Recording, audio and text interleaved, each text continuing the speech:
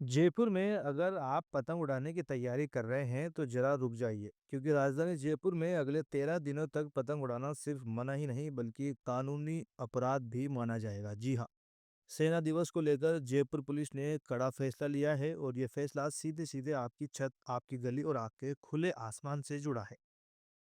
दरअसल मामला क्या है, ध्यान से समझिए। 2 जनवरी 2026 से लेकर 15 जनवरी 2026 तक जयपुर में पतंग उड़ाने पर पूरी तरह से रोक रहेगी। कारण साहब है, भारतीय सेना का फ्लाई पास्ट अभियान, जहां लड़ाकू विमान और हेलीकॉप्टर बहुत कम ऊंचाई पर उड़ेंगे और जरा सी भी लापरवाही एक बड़ी दुर्घटना में बदल सकती है।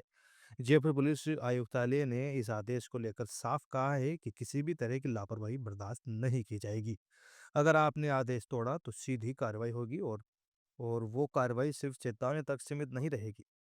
अब जानते हैं पूरा शेड्यूल। कुछ तिथियों में दोपहर 2 बजे से शाम 5 बजे तक पतंग उड़ाना पूरी तरह प्रतिबंध रहेगा। कुछ दिनों में सुबह 9 बजे से दोपहर 12 बजे तक ये रोक लागू रहेगी और सबसे अहम दिन 15 जनवरी सेना दिवस सुबह 9 बजे से दोपहर 1 बजे तक पूरे इलाके में पतंगबाजी पर सख्त रोक। कहाँ-कहाँ लागू होगा प्रतिबंध? महल रोड, हरे कृष्णा मार्ग, जगतपुरा क्षेत्र, इन इलाकों में सेना के विमान बेहद कम ऊंचाई पर उड़ेंगे और इसी वजह से परेड स्थल के 5 किलोमीटर के दायरे में पतंग उड़ाना पूरी तरह से प्रतिबंधित रहेगा। पुलिस की चेतावनी साफ है। एसीपी लॉ एंड ऑर्डर और कार्यपालक मजिस्ट्रेट डॉक्टर राजीव प्रचार ने कहा कि फ्लाई पास्ट अभियान के दौरान हजारों लोग मौजूद रह सकेंगे। ऐसे में एक पतंग भी किसी बड़े हादसे की वजह बन सकती है। इसी खतरे को देखते हुए अस्थायी लेकिन बेहद जरूरी प्रतिबंध लगाया लगाया गया है।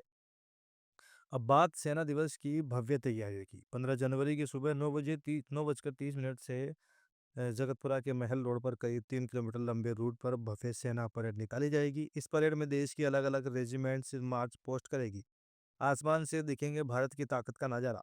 सेना के लड़ाकू विमान, हेलीकॉप्टर और आधुनिक तकनीक से लैस फ्लाई पास्ट होगा। इसके साथ ही ब्रह्मोस मिसाइल, आधुनिक टैंक, सैन्य वाहन और हाईटेक हथियार जनता के सामने प्रदर्शित किए जाएंगे।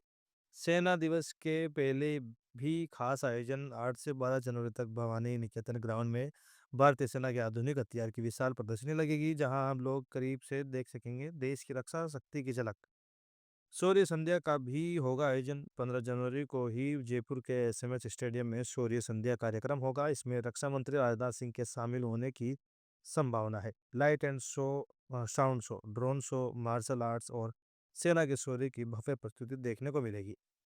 जयपुर पुलिस ने सभी नागरिकों से अपील की है, सेना दिवस सिर्फ एक आयोजन नहीं बल्कि देश के सम्मान का प्रतीक है। इसलिए नियमों का पालन करें, पतंग न उड़ाएं और सुरक्षा व्यवस्था में सहयोग करें, क्योंकि एक छोटी सी गलती बहुत बड़ा नुकसान कर सकती है।